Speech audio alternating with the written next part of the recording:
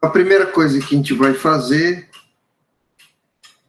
é relembrar aqui na aula, né, as premissas que a gente vai fazer durante essa semana. Então, segue o protocolo que vocês viram na aula durante a semana passada, teórica. Então, a gente vai verificar a presença de outlier. Outlier é uma das questões mais importantes de verificação dos dados, né?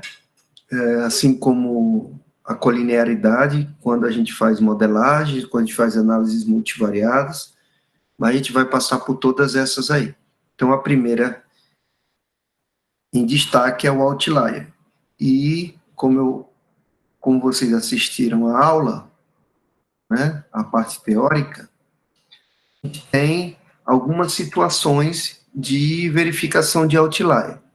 A primeira é o box plot simples, que é uma observação de presença de outlier já bem conhecida na literatura, mas ela não é muito sugerida, como vocês viram na aula, né? Mas tem o script para vocês, eu vou mostrar o script para vocês de outlier verificação dos outliers potenciais, né? Também a situação do chamado box plot condicional, que é quando você condiciona a verificação de uma variável quantitativa em relação a uma situação específica, e aí você quer comparar, né, como é o caso dessa figura que vocês estão vendo aí. Mas o foco principal da gente, que eu quero chegar na prática, é o chamado Cleveland Dot Plot. Cleveland Dot Plot é o principal plot de verificação de outlier, que eu já apresentei na aula teórica, e a gente a primeira parte dessa aula vai ser até chegar no chamado Cleveland Dot Plot. Tá? Então, vamos fazer isso. Tá? Então, esse arquivo do capítulo 2 é todos os scripts que são utilizados para a verificação de outlier. Lembrem bem de uma coisa, a gente não vai verificar todo o script, porque é longo, e aí, sendo longo, ele vai demandar um trabalho, né, mais tempo para a gente poder desenvolver.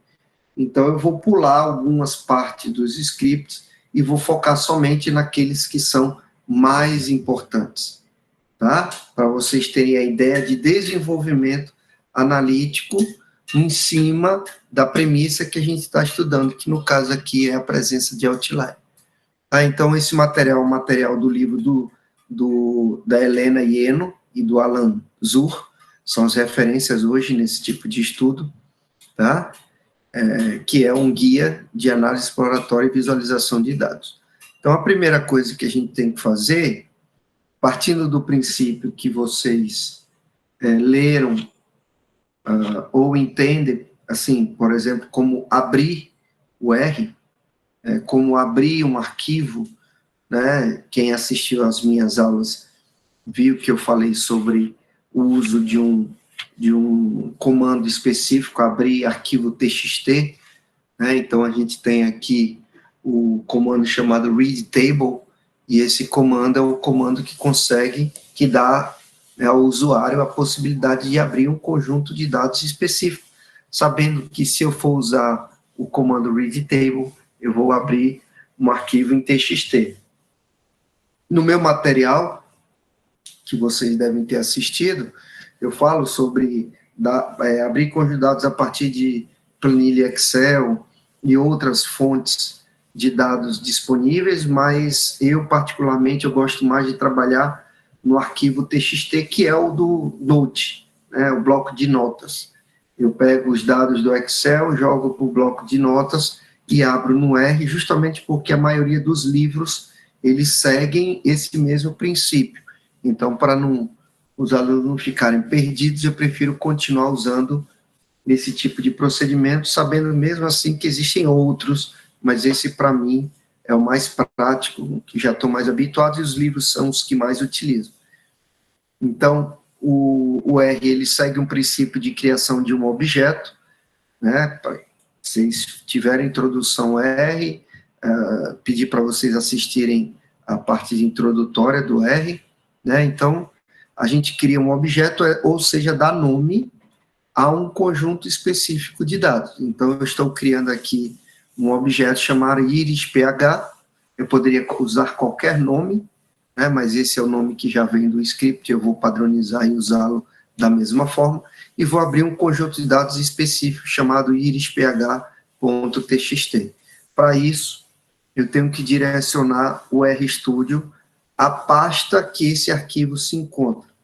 Então, quem assistiu a minha aula, existe essa aba aqui do lado inferior direito, você tem aqui a aba Files, que é justamente o local onde a gente vai direcionar a pasta que esse conjunto de dados iris.txt se encontra. Ele está dentro daquela pasta que eu passei para vocês aqui, ó, tá? Chamado dados, tá? Tá aberto aqui já, ó, dados, e o IrisPH está bem aqui. Então, para a gente poder abrir esse conjunto de dados, eu vou na aba aqui, Files, e aqui eu vou nesses 3 pontinhos aqui do lado direito, ele vai abrir um tutorial de pastas, que é como fosse o Explorer. Eu vou direcionar minha pasta para o arquivo que está para a pasta que está esse arquivo, aris.txt, e vocês vão fazer a mesma coisa no computador de vocês.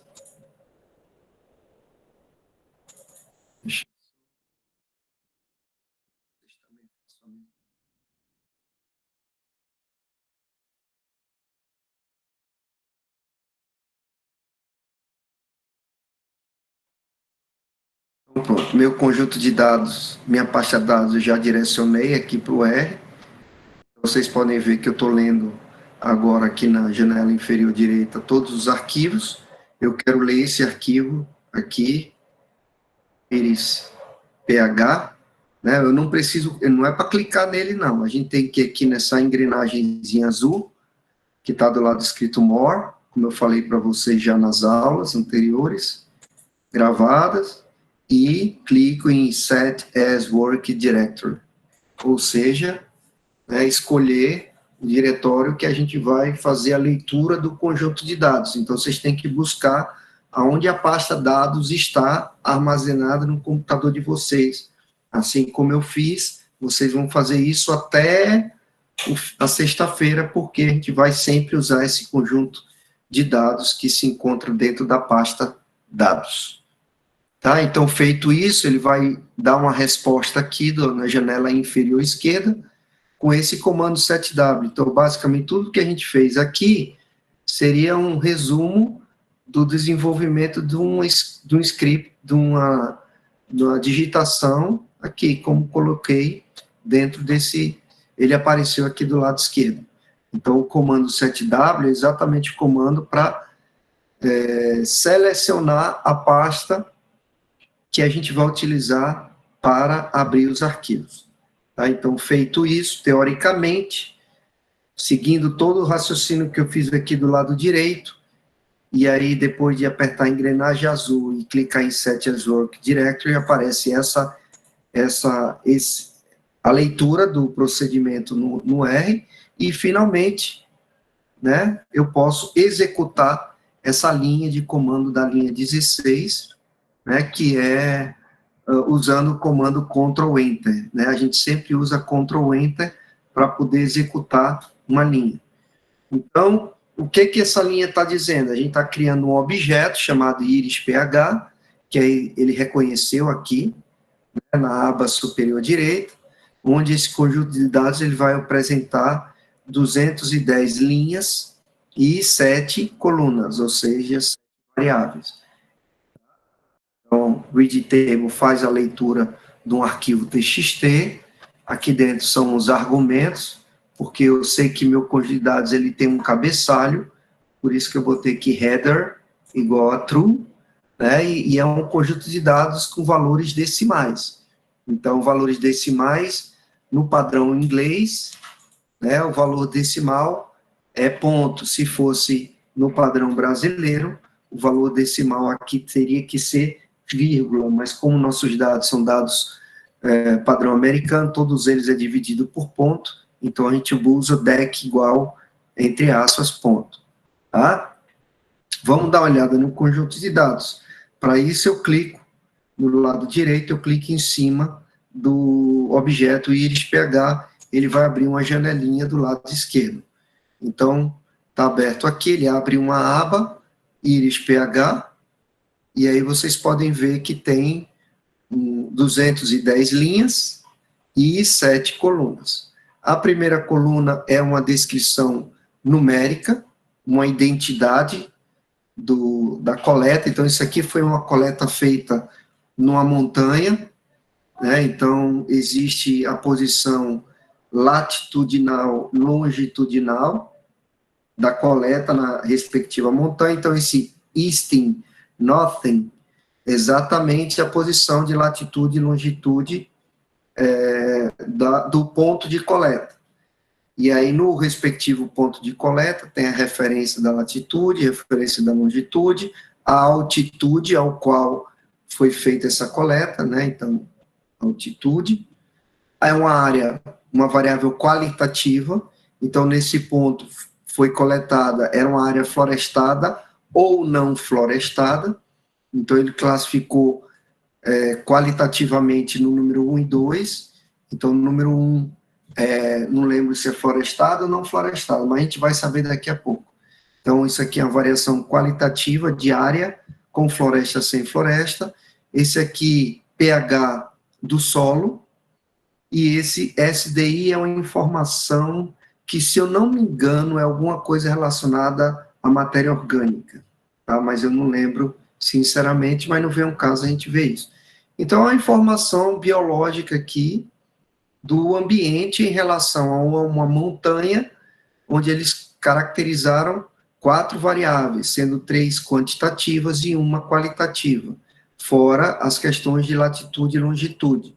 Altitude, se a área é florestada ou não florestada, o pH do solo e uma informação do tipo de solo, ou matéria orgânica, alguma coisa assim.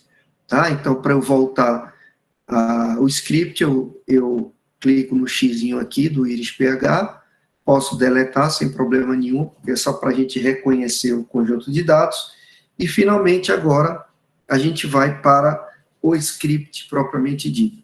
Então, conforme vocês viram na aula, a primeira descrição em termos de outlier que é sugerido é a verificação do boxplot. O boxplot, conforme vocês viram na minha aula teórica, na introdução, ela é uma informação muito interessante. Ela nos dá as tendências e natureza dos dados, medida de dispersão, a medida de tendência central. Ela já é uma informação que nos dá uma prévia do resultado do trabalho. Então, se você quer comparar qualitativamente duas situações, como nesse nosso exemplo, eu tenho altimetria, eu tenho SDI e eu tenho pH do solo. Eu quero verificar se isso é diferente em relação à área florestada e à área não florestada. Um boxplot é um gráfico que serve exatamente para isso. Tá? Então, a gente vai usar os comandos de boxplot simples. São os boxplots que são disponíveis no input do próprio R. Existem pacotes disponíveis para serem baixados no R que nos dão a possibilidade de elaboração de gráficos de boxplot muito mais bonitos, como é o caso do ggplot2. ggplot2 é um dos pacotes mais difundidos e mais interessantes, onde o visual é mais bonito. A gente vai ver os boxplots simples, mas super funcionais, né, para verificação dos dados. Tá? Mas existem outros comandos dentro de pacotes mais elaborados que geram gráficos mais bonitos, tá? Mas vamos sempre nos basear no mais simples possível. Então, primeira coisa que eu quero mostrar para vocês, essa linha 20 que vocês estão vendo, onde vocês estão observando um comando chamado par, mar e sexlab, esse é um conjunto, é um comando, esse par é um comando, onde dentro do parênteses tem o que nós chamamos de argumentos. Então, o comando par é um comando que faz com que o gráfico ele fique localizado numa posição específica da área de impressão. Então, se a gente olhar na aba inferior direita, janela direita inferior, existe uma aba chamada plot. Esse plot, ele é uma área como se fosse uma área de impressão, de visualização, na verdade. Então, o comando par nos dá as possibilidades de colocar o gráfico numa margem específica. Então, imagine o Word, onde você coloca o gráfico do lado esquerdo, ou um gráfico mais do lado direito, ou um gráfico mais para baixo, ou um gráfico centralizado, ou 2, 3 gráficos tudo junto. Então, isso é um comando que nos dá a possibilidade de editar a posição dos gráficos que serão apresentados nessa aba chamada plot. E, normalmente, vocês vão ver que todos os meus box plots, eles vão estar, antes disso, determinando a margem para o gráfico ficar sempre centralizado.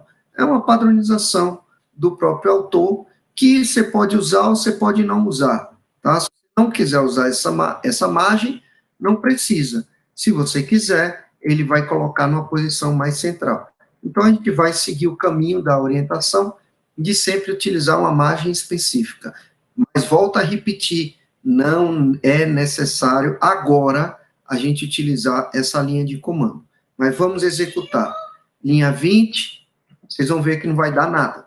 Ele só está pré-estabelecendo a margem. Agora, na linha 21, ele tem o chamado comando boxplot, onde a gente vai fazer um gráfico, onde eu peço para ele utilizar uma coluna específica do conjunto de dados.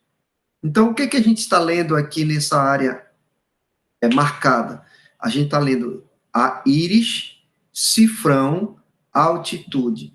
Toda vez que vocês encontrarem o cifrão no R, dentro de parênteses, é porque ele está especificando o uso de uma coluna para um determinado conjunto de dados. Então, ele está dizendo assim, ó, do conjunto de dados íris-pH, eu quero usar a coluna altitude, ou seja, um conjunto de dados quantitativos que representa a altitude ao qual foram coletados o conjunto de dados.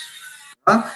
E depois eu uso um outro argumento chamado YLab, ou seja, o título, um título, tá? Uma legenda para o eixo Y. A gente pode usar YLab e também pode usar XLab. XLab é para a legenda do eixo X, YLab é a legenda do eixo Y. Então, como eu usei um conjunto de dados chamado altitude, eu vou usar a legenda altitude. Tá? Então, se vocês executarem, vocês vão ver que aparece aí o conjunto de dados de altitude. Então, são todos os dados de altitude coletados a partir desse conjunto de dados.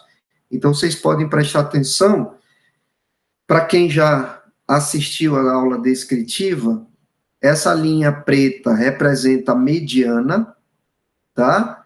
O retângulo representa o quartil, né? E essas barras são os valores mínimos e máximos fora dos considerados outlier.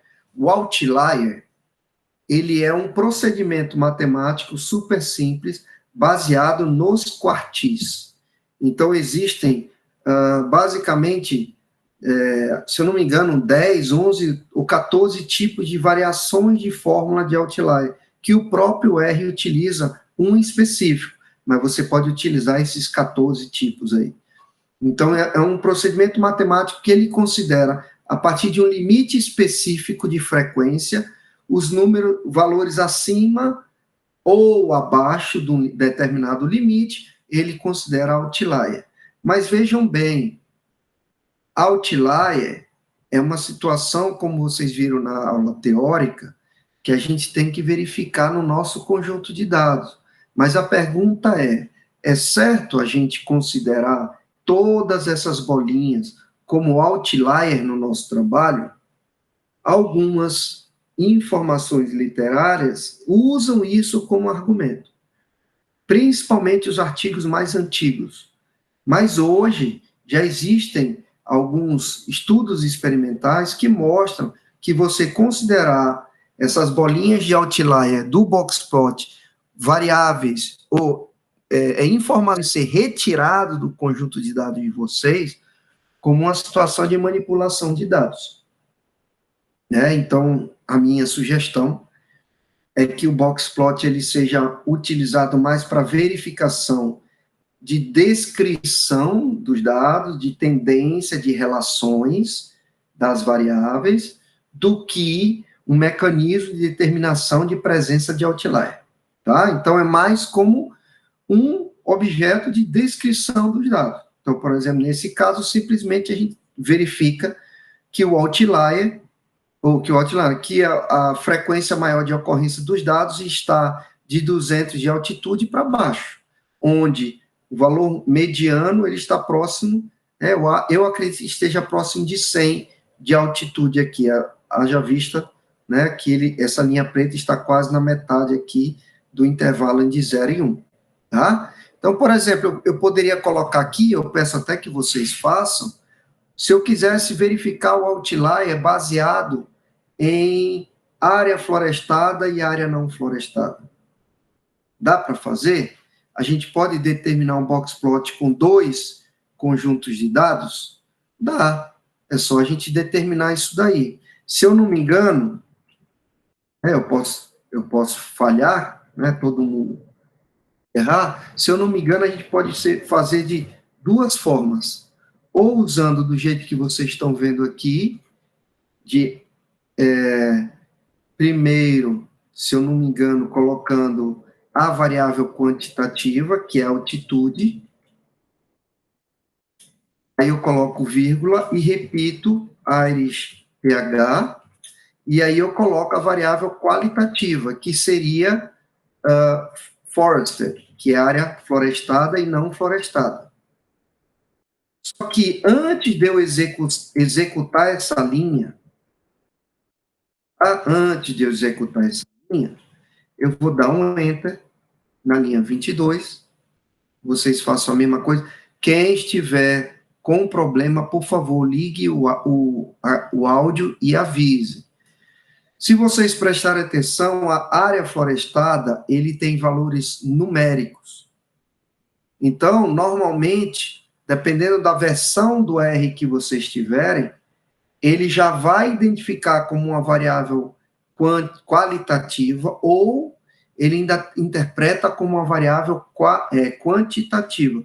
Fulvio, como é que eu vejo a forma que o computador está entendendo o conjunto de dados? Certo? Então, a gente vai colocar aqui, eu posso, por exemplo, utilizar summary,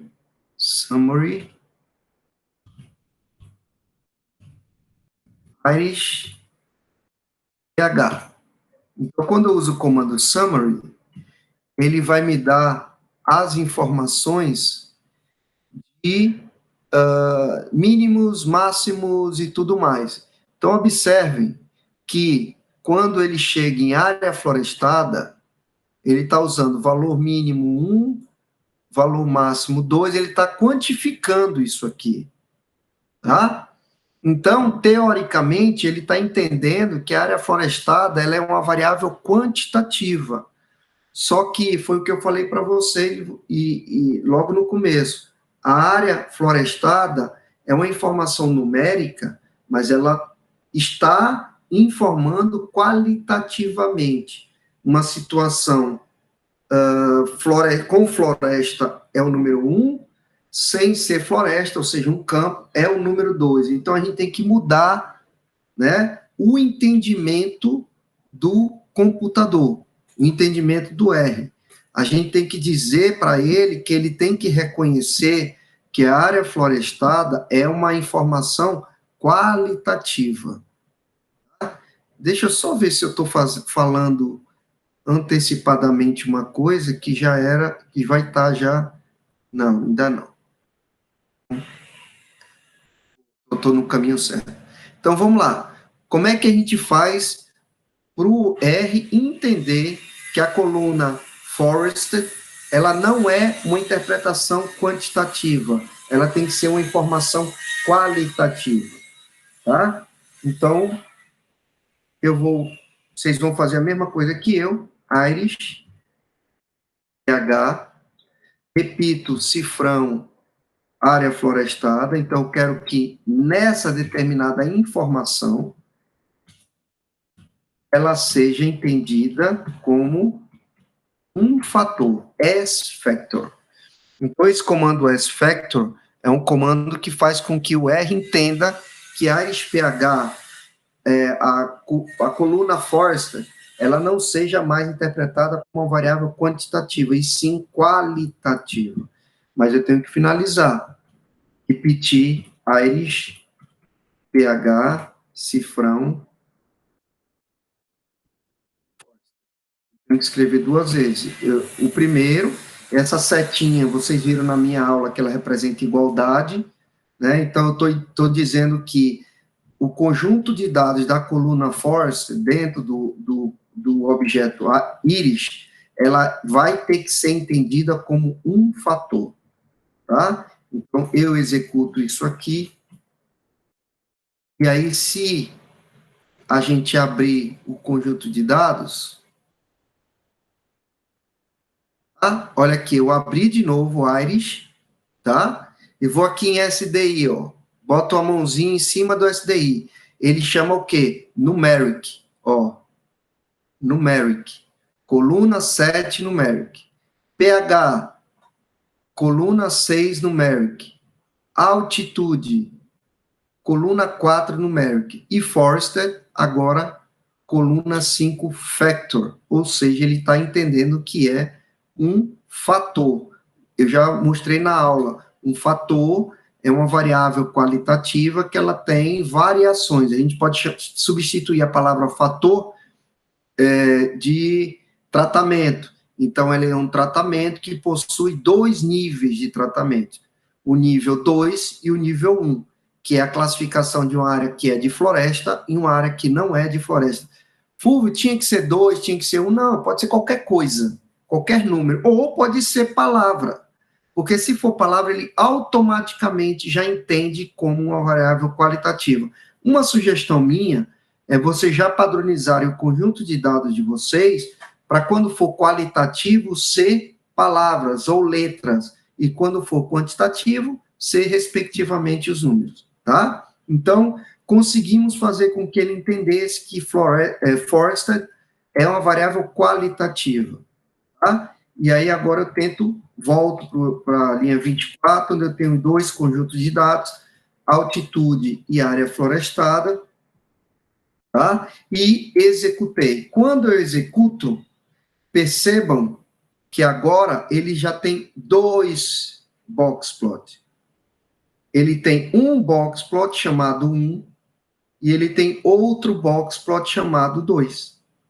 Exatamente isso. Agora é a altitude relacionando com a variável qualitativa florestada e não florestada. Então, agora a gente pode ver que a área florestada do tipo 1, que eu não lembro se é área com floresta ou sem floresta, sinceramente eu não recordo, ele tem valor, foram coletados em altitudes maiores do que a área 2, tá? Eu poderia substituir, ao invés de altitude, façam vocês também, eu poderia substituir para pH. Então, eu vou descer e colocar o pHzinho aqui. Agora, na linha 24, ao invés de ser altitude, é pH. Mando executar de novo. E aí, olha que interessante. Área 1 da área 2. O pH da área 1, né, é quase 8, próximo de entre 7 e 8, e o pH da área 2 é de 2. Né, uma região tem um pH muito maior do que a outra. Eu poderia deixar de ser pH e colocar SDI, Mando executar. E olha aqui, o SDI, que é o percentual, se eu não me engano, de matéria orgânica, alguma coisa assim. Para a área 1 é 40, para a área 2 é bem baixinho. Então, esses são os primeiros passos, não para outlier. Como está isso dentro do script da gente, eu já mostro para vocês que essas são informações legais de verificação das tendências dos dados. A gente já está observando que a área florestada e não florestada, ela possui variações gritantes em relação a variáveis quantitativas. Todos vocês, quem vai fazer, por exemplo, os modelos lineares generalizados, né, a ILCO, que vai trabalhar com a parte de período seco chuvoso, se eu não me engano é você, não lembro, ou o tipo de perfil de estrada, faça isso, verifique os perfis de estrada, verifique o período seco chuvoso em relação à abundância, em relação à riqueza. Todos vocês, quando tiverem a necessidade de informação, em relação da informação de uma variável qualitativa para outra quantitativa, o boxplot é a melhor informação de resposta, de observação, de exploração dos dados. Tá? Então, fica aí já o primeiro passo para vocês. Então, outro exemplo. Agora, o outro exemplo é um exemplo mais de biometria. Por exemplo, pode ser o caso da Janete.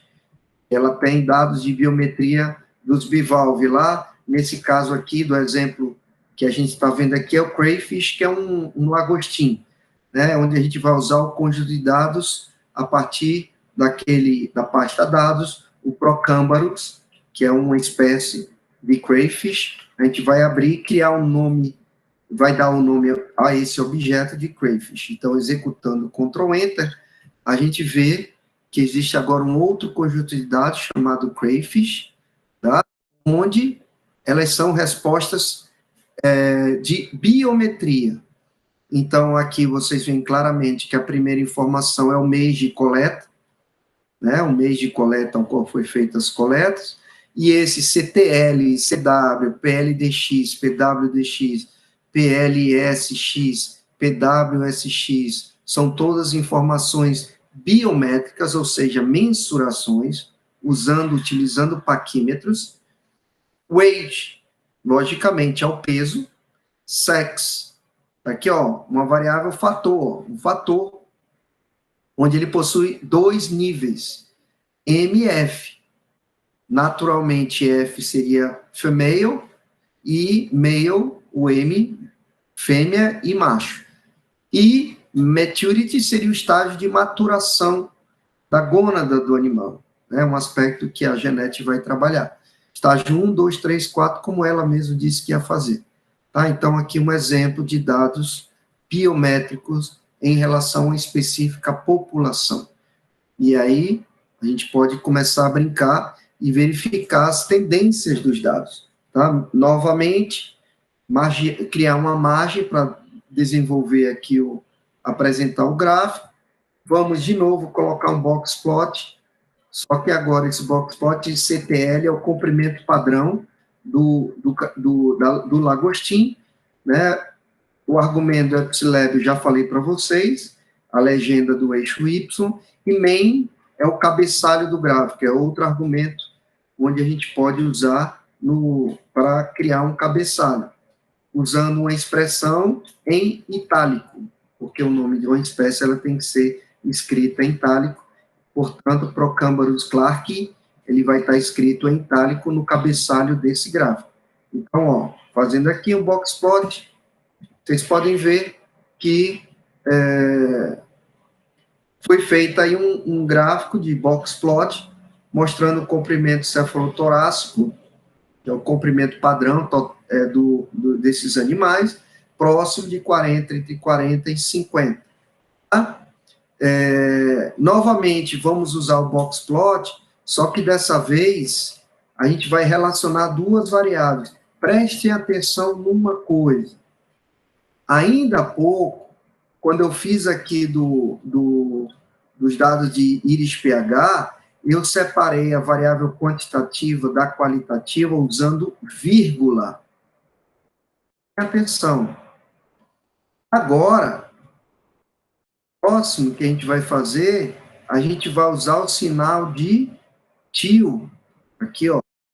Boxplot, CTL, que é o comprimento cefalotorácico, tio, month, tá?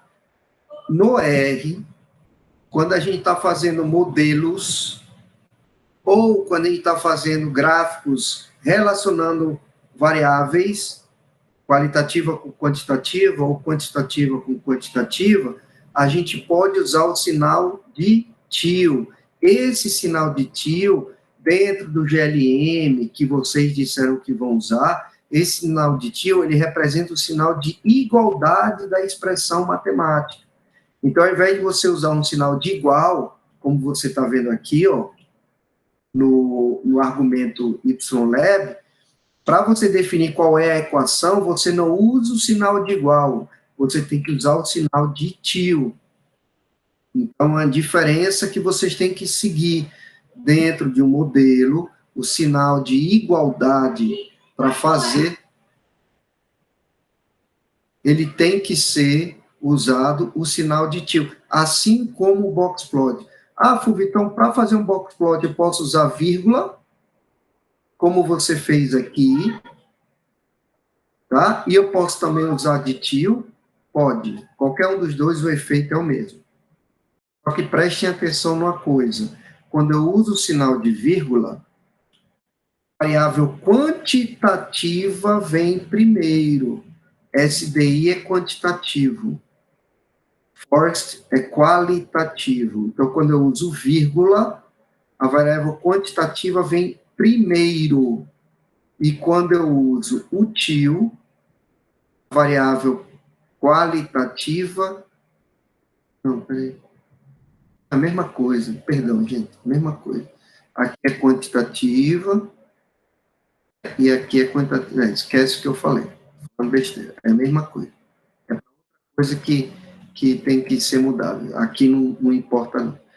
Então, vocês veem aqui que eu estou usando o CTL, que é o comprimento cefalotorácico, relacionado ao mês, ou seja, a variação do comprimento do indivíduo em relação ao mês, com o argumento YLab e XLab para definir as legendas do eixo Y e do eixo X, tá?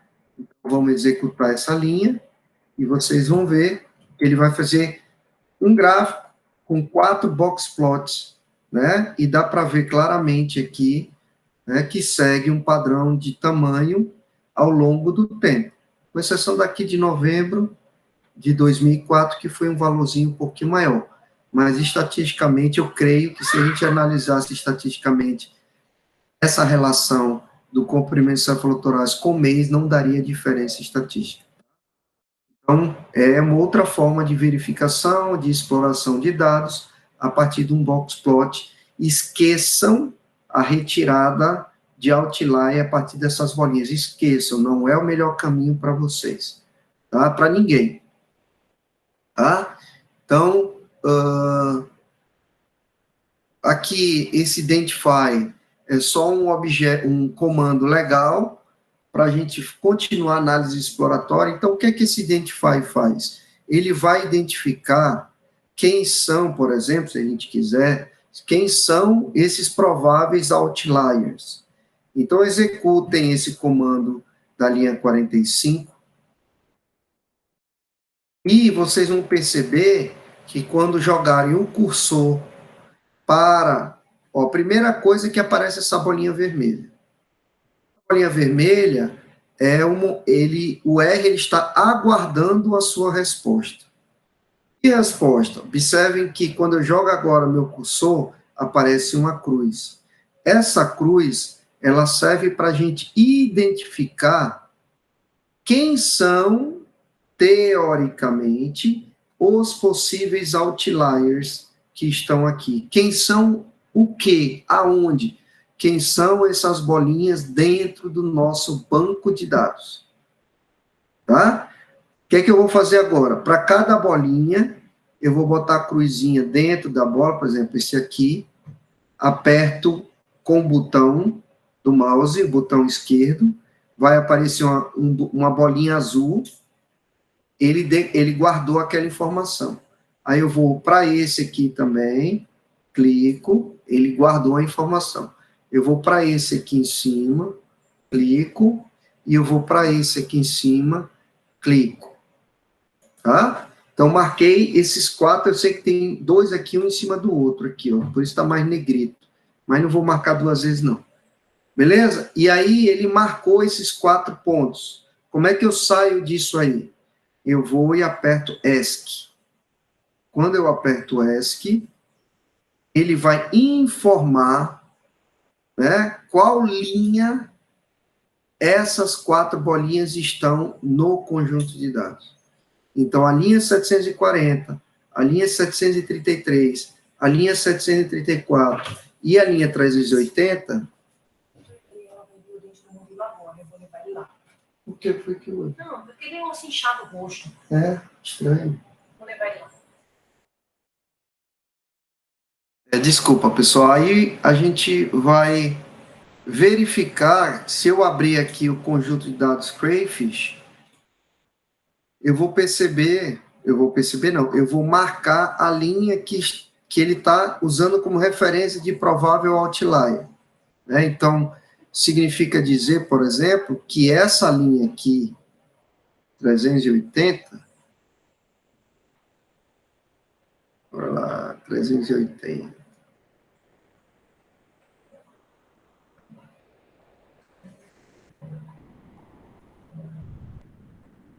essa linha aqui, 380, para o CTL, esse valor 69,5, CTL não, é CTL.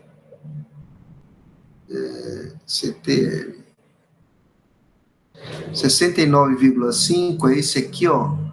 Ele está perto de 70. Ele considerou o algoritmo matemático de outlier, ele considerou isso aqui como um valor fora do padrão do comprimento cefalotorácico coletado a partir de agosto de 2004. Mas isso é só uma informação para vocês saberem que dá para fazer, porque não é o momento certo, repito, não é o momento certo de vocês usarem esse comando identify.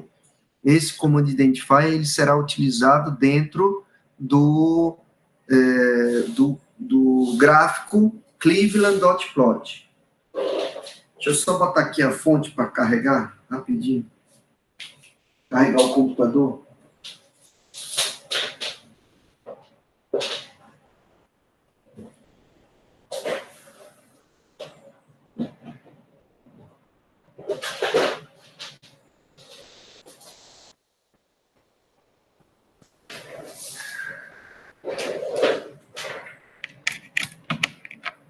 Pronto. Então, gente, esse comando identify, a gente não vai mexer mais nele, não. Só quando for fazer o Cleveland.plot. Tá? Então, vamos continuar. Todos os gráficos que a gente vai ver da linha 56 até lá para baixo, eles são gráficos de box plot, tá? Algumas variações vocês vão ver aqui. Por exemplo, aqui na linha 70, a gente está usando o comando library, né? Esse comando library é um comando que abre um pacote específico, que é o chamado pacote lattice.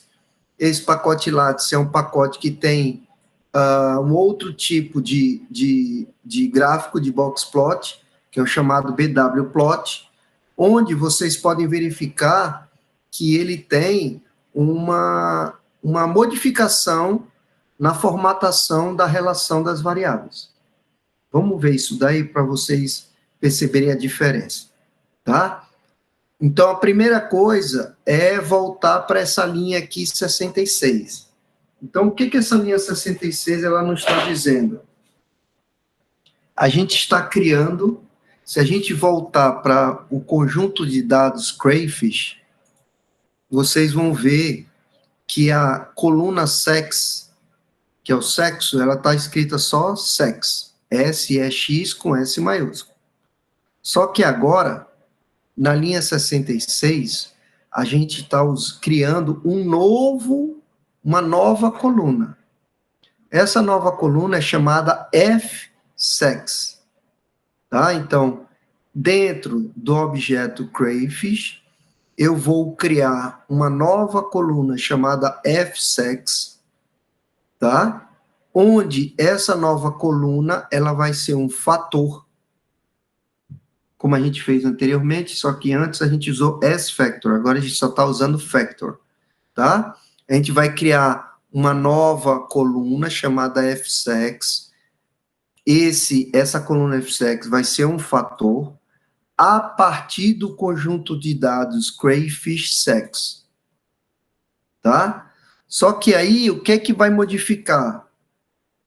Vocês viram que dentro do conjunto de dados crayfish, o fator sex, ele está separado em F e M.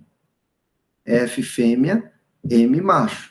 Só que eu não quero, na apresentação do gráfico, por exemplo, apresente só FM. Eu queria que botasse F, usasse female e M, male, tá? Então, eu estou usando dois argumentos aqui dentro de factor, chamado levels e o outro chamado labels. Levels é para a gente repetir os níveis que ele está dentro do conjunto de dados crayfish sex. Então, dentro do conjunto da coluna crayfish sex, a gente tem o nível, o level F e M. E agora eu coloco dentro de labels que não seja mais FM, que F seja female, fêmea, e o M seja male, ou seja, eu estou criando um novo objeto, fsex, que não vai estar mais escrito F nem M, vai estar escrito female e male. Ou seja, renomeando um novo fator. Para ficar bonitinho no gráfico, ao invés de ficar só FM, vai ficar agora female e male. Então, se eu executar essa linha, vocês vão ver dentro de crayfish que ele criou uma nova coluna. Essa nova coluna, ela se chama fsex, antes era sex, agora tem outra chamada fsex, e onde está F, substitui por female, onde está M, substitui por male, para a gente poder ter no gráfico a palavra escrita completa, e não só uma sigla, tá? E, finalmente, executar o pacote Lattice. Antes da gente executar, prestem atenção, antes da gente executar essa linha, vocês vão na aba Packages, tá? Vão escrever aqui nessa janelinha o nome do pacote, LATTICE, e verifiquem no RStudio de vocês se esse pacote está instalado. Então, liguem os áudios de vocês e me digam, professor, no meu tem. No meu tem. Tem. Todo mundo tem? Me diga se tem.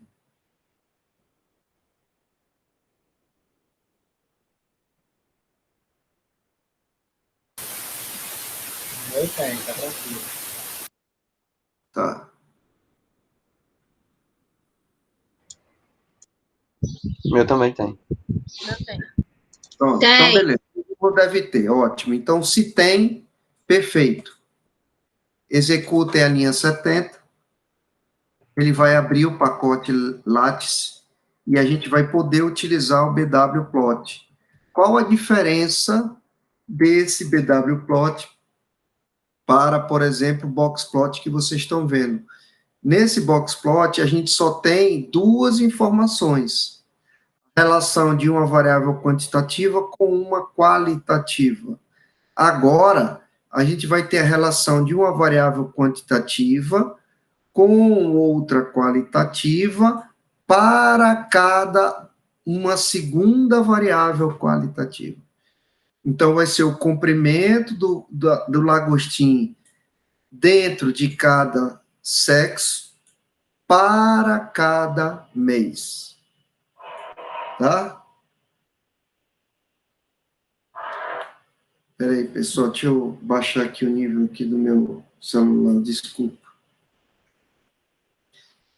Beleza? Então, se a gente executar essa linha 71, vocês vão ver que o gráfico é um gráfico mais, vamos dizer assim, completo. A gente está definindo o tamanho do indivíduo em relação a indivíduo ser macho e fêmea para cada mês. E aí, lógico, vocês vão poder brincar com essas informações dos trabalhos de vocês, né, verificando a variável quantitativa com uma, com duas, né, informações qualitativas, vai depender da necessidade de vocês. Esses tipos de gráficos são chamados de gráficos condicionais. Por quê? Porque ele está a variável quantitativa, ela está condicionada a uma informação qualitativa ou mais de uma informação qualitativa. Dúvidas? Professor? Diga. Qual foi a linha que você executou? A 71 ou a 79? Porque eu executei a 79 e aí apareceu um gráfico diferente. Não, tanto faz. Você pode executar tanto a 71, 72, 73. Então, qualquer posição entre 71 e 79, ele vai dar o mesmo gráfico. Ah, tá, saquei.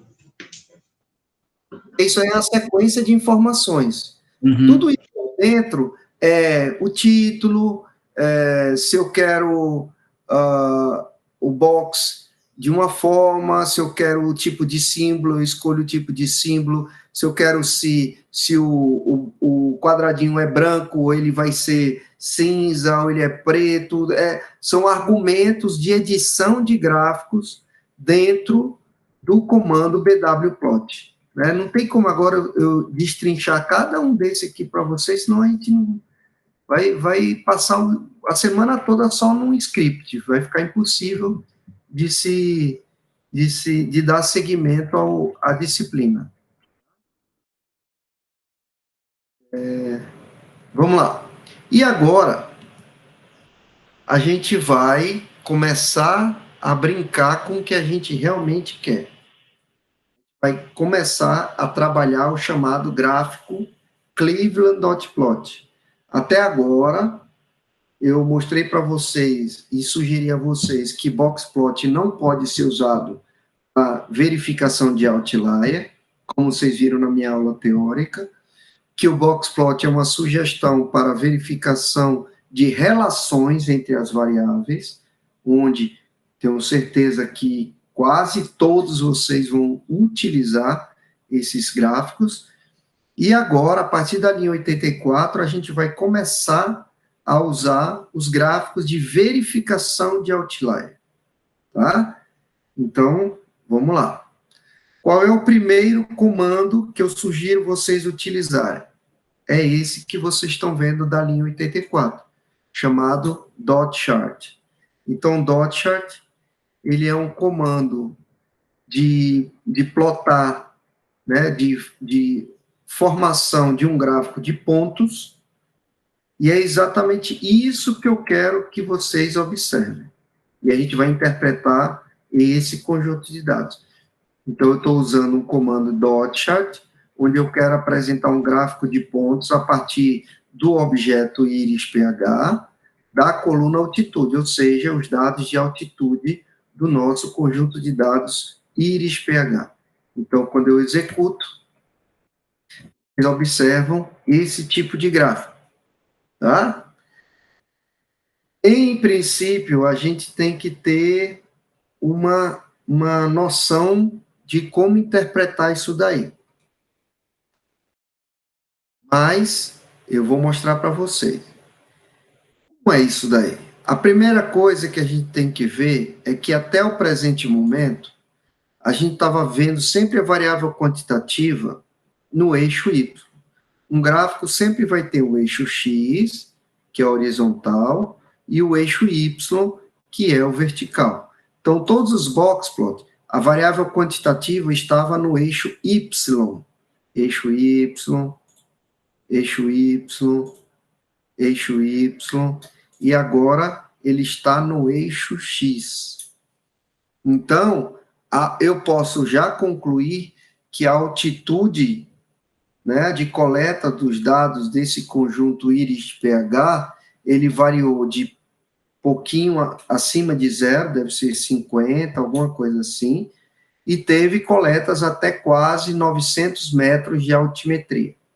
Então, essas bolinhas que vocês estão vendo deslocada horizontalmente é a informação de altitude, tá? Então, dá para ver claramente que existe um pico aqui, ó, de áreas coletadas ao longo de 200 até 900 de altitude. A maioria do conjunto de dados, ele está centralizado entre 0 e 200 de altitude, ó, 0 e 200. A maioria. Se a gente for ver isso, no começo da nossa brincadeira, aqui, ó, dá para ver que o nosso conjunto de dados, ó aqui o boxplot está limitado entre 0 e 200 de altitude. Tá? É como se a gente pegasse esse boxplot e virasse ele de lado, a gente teria mais ou menos a visualização que a gente está vendo aqui. Tá? E é o momento da gente começar a verificar situações de outliers. Tá? Logicamente, a gente não pode verificar um outlier a partir dessa informação de altitude. Por quê? Porque a altitude é o momento, é o local de coleta.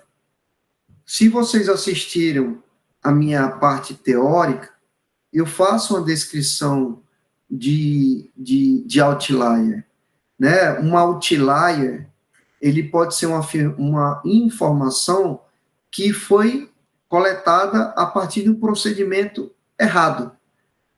Então, quando eu identifico uma situação que pode ser um outlier, o uso do taquímetro errado, ou eu usei uma balança errada, ou o meu equipamento de mensuração ele estava desregulado, descalibrado, né? Ou outro tipo de outlier, quando eu mensuro o animal, ou eu mensuro alguma informação, e na hora de eu colocar essa informação numa planilha do Excel, eu digito errado. Então, a gente tem que ter a sensibilidade de experiência, porque você é o coletor do seu trabalho, você estudou sobre o assunto, para ter a sensibilidade de repente, por exemplo, eu plotei a altitude, aí eu vejo assim, caraca, esse ponto aqui, ele é um ponto acima de 800 metros de altitude. Mas como é que eu coletei isso aqui, se a montanha ou a serra onde eu estudei, ele é de no máximo 800 de altitude? Então, eu posso concluir que esse ponto aqui, ele é um potencial outlier, um outlier de mensuração errada. Alguém, na hora de escrever algo abaixo de 800, colocou um valor no Excel acima de 800.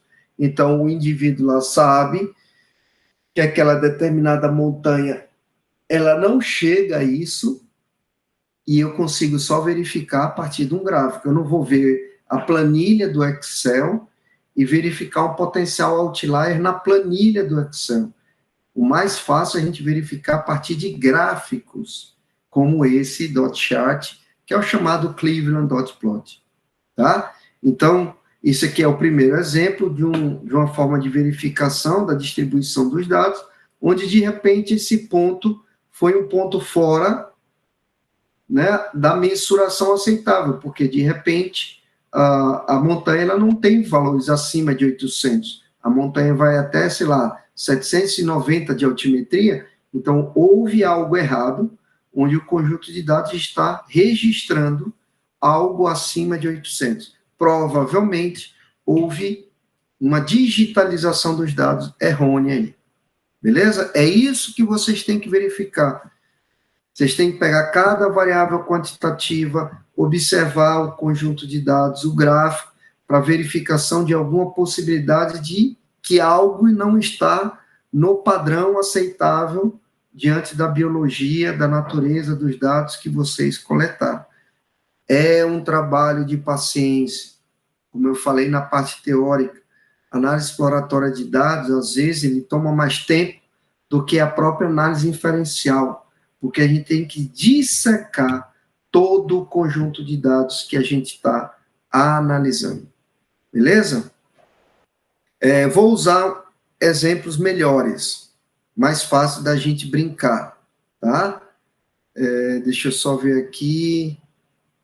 pH pode ser, peraí, F forest. Pronto, a gente tem que rever aqui. Então, vocês pulem para peraí, deixa eu ver só ver aqui. Pulem para a linha 106.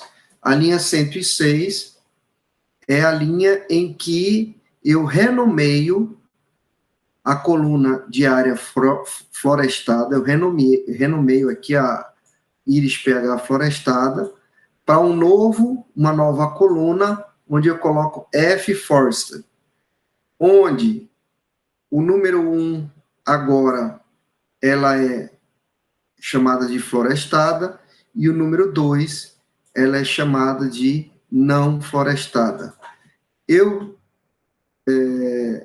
executando essa aqui e indo para a área florestada, vocês podem ver que ele criou uma nova coluna chamada F forested, onde está 2 é não florestada, onde está 1 é área florestada.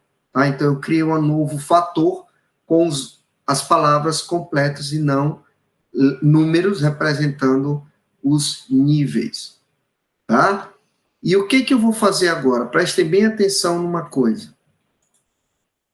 Eu estou usando o comando par, que é para a gente criar uma posição de edição do gráfico, eu já falei para vocês na aula, e eu vou usar o comando .chart, só que agora, prestem bem atenção, o meu comando .chart, ele vai definir pontos dos dados de pH.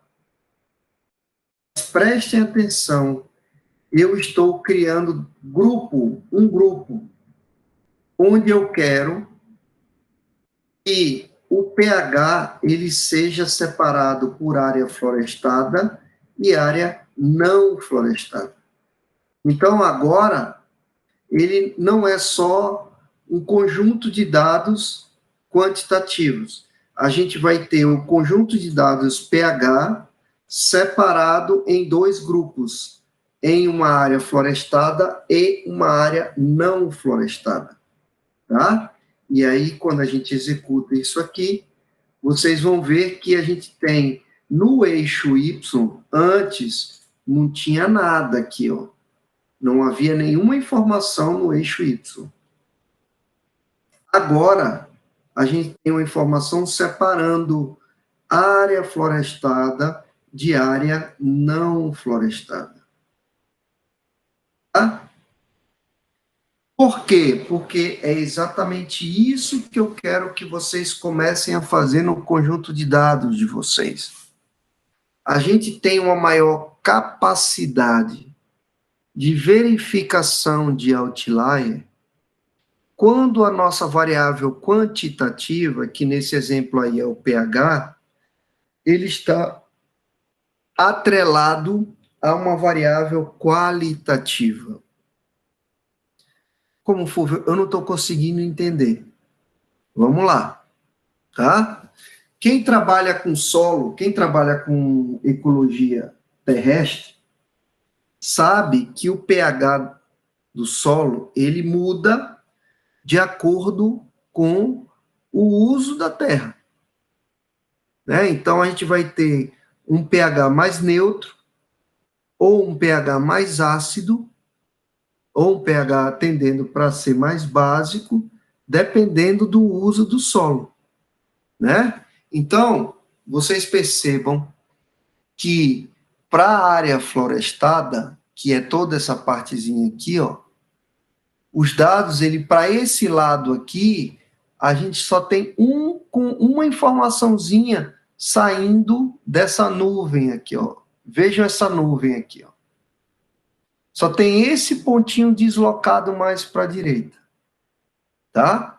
E quando a gente olha a área não florestada, a gente já tem uma frequência maior de dados indo para a direita. Dados indo para a direita são dados tendendo a uma situação de pH mais para 8 para 9. A gente sabe que o pH neutro é 7 para 8, mas a gente vê aqui uma tendência maior para cá, ao passo que 7 para 6, a gente tem uma tendência, se eu não me engano, mais ácida.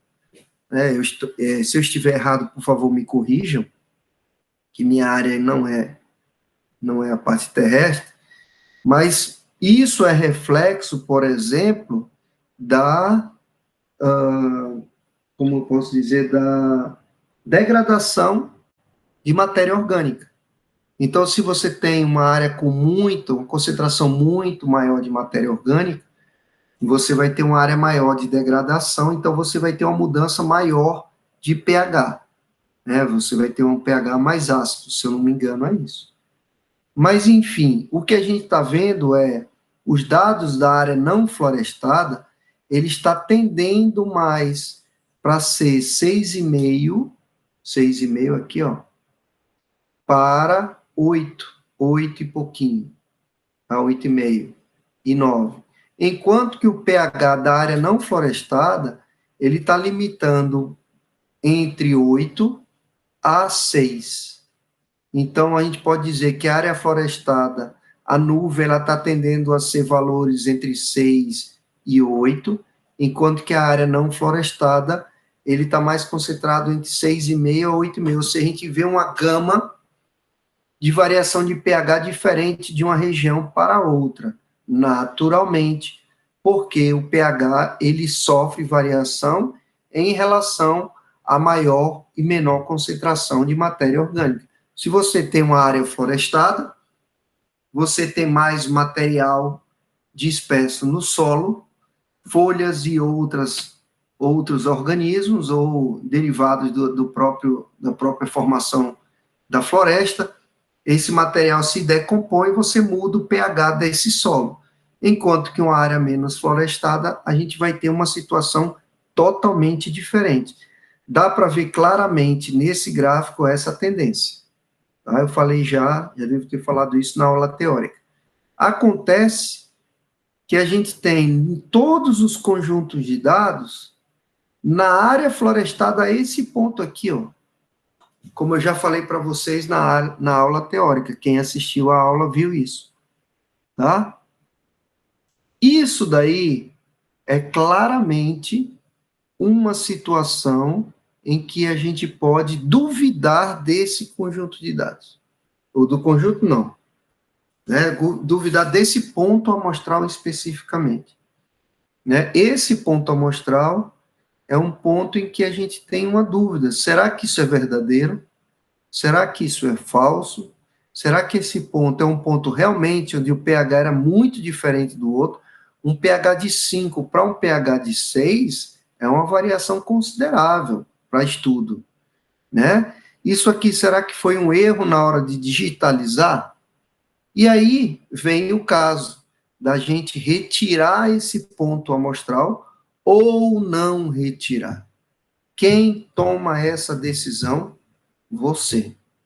Não é, pode ser junto com o seu orientador, porque de repente o seu orientador coletou com você, ou os dados são oriundos dos estudos dele, alguma coisa nesse sentido, mas essa pergunta de retirar ou não retirar, ela está mais relacionada a quem está fazendo o trabalho. Entenderam bem isso daí? Então, pH, nesse caso, a gente vai tirar ou não vai tirar esse ponto amostral.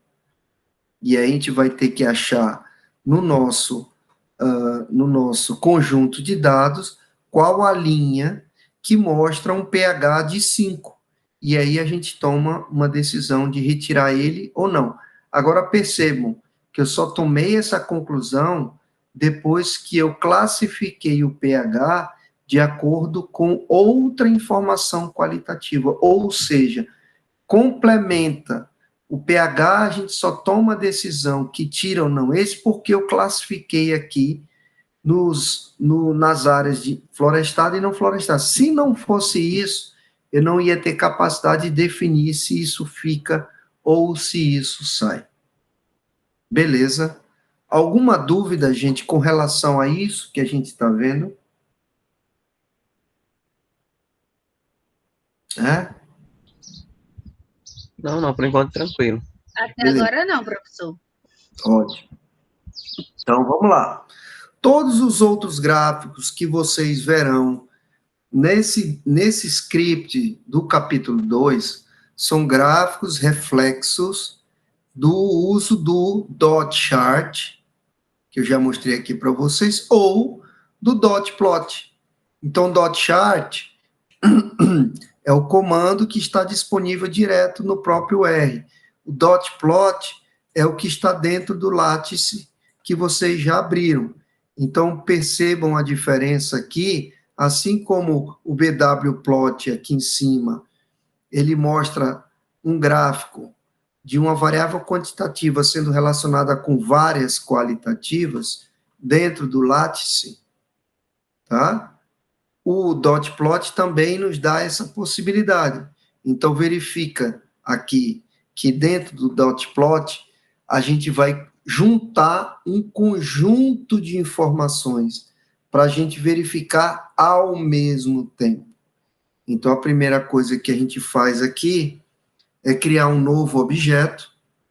Nesse novo objeto, que é cell X, ou seja, selecionar X, a gente está juntando pH, o cabeçalho da coluna pH, da coluna altitude e da coluna SDI. E aí, quando eu uso dot plot aqui, eu estou definindo que eu quero, do meu objeto íris pH, todas as colunas cell X. Quem são as colunas cell X? SDI, altitude e pH. E aí a gente pode utilizar isso como uma matriz de dados. Então, ele vai nos dar a possibilidade de mostrar os 3 conjuntos de dados ao mesmo tempo. Tá? Então, se vocês quiserem um dia verificar 3 variáveis quantitativas ao mesmo tempo, a gente pode usar o comando dot plot, configurando a partir de um objeto, pré-selecionando aqui as colunas que a gente quer visualizar. Então, criamos o objeto cell X, que vai ser a compilação da coluna pH, altitude e SDI, e usamos o comando dot plot justamente para definir os 3 conjuntos de dados ao mesmo tempo. Então, observem que o pH aqui, né, a gente tem essa informação do pH repetindo aqui no valor 5, né? Teoricamente, ele está dentro de uma posição de altitude próximo aqui dos valores baixos, então foi em baixa altitude, né? Onde essa informação ela tem uma matéria orgânica, que é esse primeiro pontinho aqui, próximo de 40. Então, se a gente observar, né, essa matéria orgânica ela não está condizendo com o pH natural, porque se a gente tem todos esses pontos aqui coletados numa matéria orgânica específica, né, a gente teria que ter valores de pH repetindo esse pH muito baixo.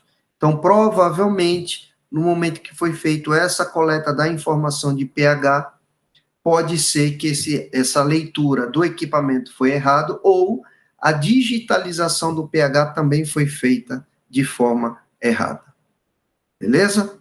Vamos agora verificar com relação aos dados de crayfish, os dados que a gente viu lá de caranguejozinho, os lagostins, tá? Então, a gente continua aqui na linha 135. Percebo que na linha 135, faz de novo o uso do dot chart, só que agora usando o conjunto de dados, a variável biométrica PLSX do objeto Crayfish. Só que a gente não está definindo isso a partir de nada, estamos apenas observando a coluna PLSX dentro de um gráfico de dot chart. Então, vocês observem aí o próximo gráfico, onde ele tem uma variação de mensurações, ignorando qualquer situação. Por exemplo, eu poderia botar aí baseado em macho e fêmea, ou baseado no, se a gente olhar aqui no Crayfish, eu poderia usar o PLSX separado por mês, ou separado por sexo, ou separado por maturidade, né, para verificação de variações do indivíduo em relação ao mês, em relação ao sexo, em relação à maturidade. Relembrando, é legal sempre cruzar informações para a gente definir prováveis situações erradas no conjunto de dados, tá? Só para vocês terem uma sensibilidade do resultado, observe que os indivíduos eles estão variando de 10 de comprimento até 70, tá? Olhem aqui, a diferença entre 60 e 70, a gente tem indivíduos aqui que está variando de 60 a 65, né? E 2 indivíduozinhos aqui entre, né, próximo de 70, menos que 70, mais que 70. Esses 2 pontos, se a gente fosse fazer a partir de um box plot, a gente observaria exatamente aqui. Então, esses 2 pontos que a gente está vendo aqui, dentro de um box plot, considerando o outlier, exatamente esses que vocês estão vendo aqui. E, analisando friamente o conjunto de dados, eu não posso considerar isso aqui um outlier. Não tem nada que esteja me mostrando que isso é uma situação fora do padrão. Lógico, eu não fiz nada além do que observar no contexto geral. Mas, por exemplo, a gente pode querer verificar isso de forma mais detalhada. Por exemplo, eu vou dar, sei lá, um tempinho aí para vocês poderem fazer esse mesmo gráfico, só que agora separado por indivíduo macho e fêmea. Tentem fazer vocês. É esse mesmo gráfico, só que eu quero fazer esse mesmo gráfico dessa forma aqui, ó. Dessa forma. Onde pH foi dividido em florestado e não florestado, só que agora eu quero a medida do indivíduo, só que agora separado em indivíduo macho e indivíduo fêmea. Tentem fazer. Vou dar um tempinho aí, um minutinho para vocês fazerem, que é um minutinho que vocês têm que ter para olhar a rotina e tentar fazer do jeito que eu estou solicitando. Façam aí, por favor. Façam na linha 142. Vamos lá. Então, 142, pedir para vocês repetirem aqui o dot chart, só que a gente tem que, né, mudar algumas coisas. Primeiro, não é íris pH cifrão, íris cifrão pH. Seria Crayfish LSX, que é o conjunto de dados que a gente vai utilizar. E segundo, o grupo que a gente quer é o grupo de classificação macho e fêmea. Então, é Crayfish, cifrão, e eu vou querer usar aquele que está macho e fêmea escrito. Então, seria F-sex. E, logicamente, eu tenho que fechar o parêntese, para não dar erro. Tá? Então, se vocês fizeram desse jeito, eu estou reclassificando PLSX, que é uma variável quantitativa, por grupo. Grupo de quê? De indivíduos machos e fêmeas. Então, tá aqui, ó. Indivíduos fêmeas, tá? E a partir daqui os indivíduos machos. Eu poderia também colocar uma linhazinha de separação, só que eu não pus daqui. A informação de Strip Custom aqui, BH White eu não pus, por isso que não apareceu, tá? Mas não vem ao caso. Observem que os indivíduos fêmea, eles estão variando entre 10 até 55, enquanto que os indivíduos machos, eles têm valores um pouquinho acima de 10 e vão até 70, ou seja, teoricamente, os indivíduos machos tendem a ser maior, segue o padrão, esses dois aqui, que são aqueles valores extremos, segue o padrão de machos que são maiores. De repente, esses são os dois indivíduos maiores que foram capturados durante o período de estudo. Alguma dúvida, gente, em relação a isso?